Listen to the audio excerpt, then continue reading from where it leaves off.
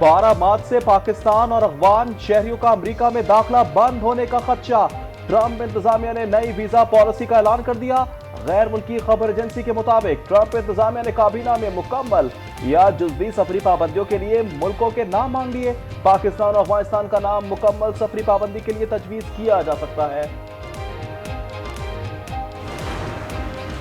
पाकिस्तान ने बैन अल-अक़वामी जिम्मेदारी पूरी की, एक दहशतगर्द को गिरफ्तार करके अमेरिका के हवाले किया। वज़ीर दिफा ख्वाजा आसिफ कहते हैं पाकिस्तान में दरअंदाजी अमरीकी असलहे के बाइस हो रही है। तर्जुमान दफ्तर ख़ारजा शफ़क़त अली खान कहते हैं वज़ीर ख़ारजा इसहाक़ डार से अमरीकी मुशीर कौमी सलामती का राबता हुआ।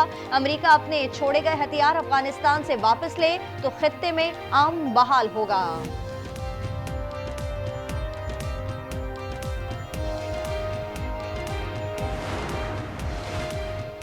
आलमी दहशतगर्दी की फहरिस्त में पाकिस्तान दूसरे नंबर पर आ गया।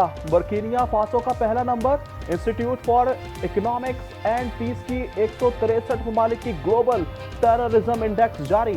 रिपोर्ट के मुताबिक गुज़श्ता साल पाकिस्तान में दहशतगर्दी के वाक़यात में 45% इजाफा हुआ। 1081 अमवात में 52% की जिम्मेदार कलअदम टीटीपी थी।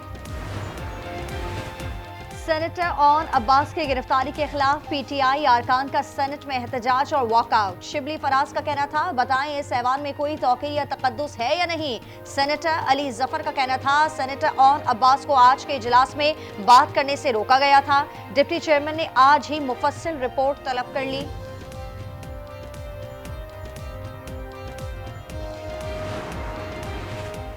आप लोगों की सकत नहीं तो अदालत में कमिटमेंट क्यों करते हैं? जो आपकी बात नहीं मानते उनका दिफा ना करें। फैसल जावेद को ऑफलोड करने पर पेशावर हाई कोर्ट में जस्टिस साहबजादा असदुल्ला का इजहार बरहमी। कहा जब वो आपकी बात नहीं सुनते तो फिर आप अटॉर्नी जनरल और एडवोकेट जनरल ऑफिस क्यों सुने? एफआईए डायरेक्टर को कल जाती हैसियत में तलब कर लिया। ऑफिशियल सीक्रेट एक्ट सबके लिए है। जो ऑफिशियल सीक्रेट एक्ट में आएगा चाहे सिविलियन हो या उस पर इतलाक होगा। जस्टिस मोहम्मद अली मजहर के सिविलियन ट्रायल केस में रिमार्क्स। जस्टिस जमाल मुदखिल ने कहा मुल्क में कब मार्शल लॉ लगा उसका केस से क्या लिंक है। जस्टिस हसन अजहर रिजवी ने कहा कि आइन के आर्टिकल 270 में मार्शल लॉ के इकदाम को तहफ़्फ़ुज़ दिया गया। जस्टिस जमाल मुदखिल ने कहा मार्शल लॉ के इकदाम की तौसीक में अदलिया का भी किरदार है।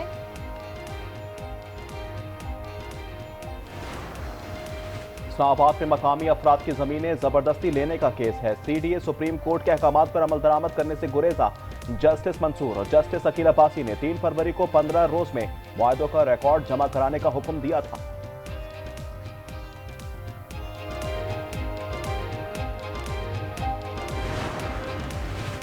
लाहौर हाई कोर्ट के जस्टिस चौधरी अब्दुल अजीज ने ओहदे से इस्तीफा दे दिया। सदर मुमलिकत को इरसाल इस्तीफे में लिखा जाती वजूहात की बिना पर मजीद फराइज सरंजाम नहीं दे सकता।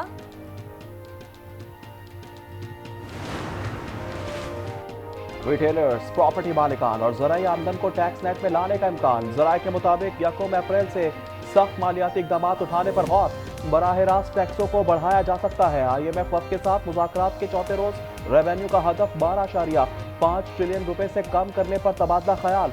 ज़राए के मुताबिक IMF प्रोग्राम का हदफ 1.2 ट्रिलियन का बुनियादी बजट सरप्लस करना है।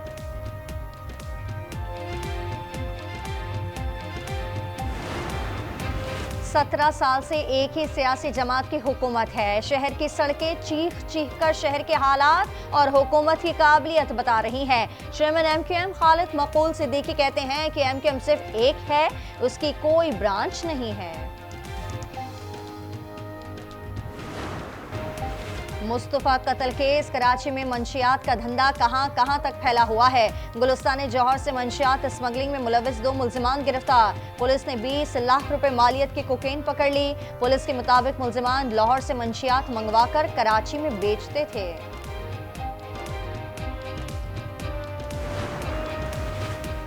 लाहौर रेलवे स्टेशन पर खातून की चलती ट्रेन में सवार होने की कोशिश। पांव फिसलने से ट्रेन के नीचे आने लगी। एहलकार ने खातून को बचा लिया।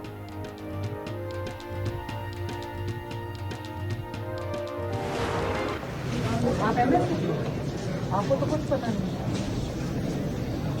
आपको किसने रखा हुआ है यहाँ पे? The guy needs to be fired. शुक्र करें मैं आपको अरेस्ट नहीं करा। आपको पता ही नहीं कि आपके नीचे पेशेंट के साथ हो गया। पंजाब के सबसे बड़े में अस्पताल में अद्वियात का फुकदान और नाकिस इंतजाम। वजीर आला पंजाब मरियम नवाज ने एमएस डॉक्टर फैसल मसूद को ओहदे से हटा दिया।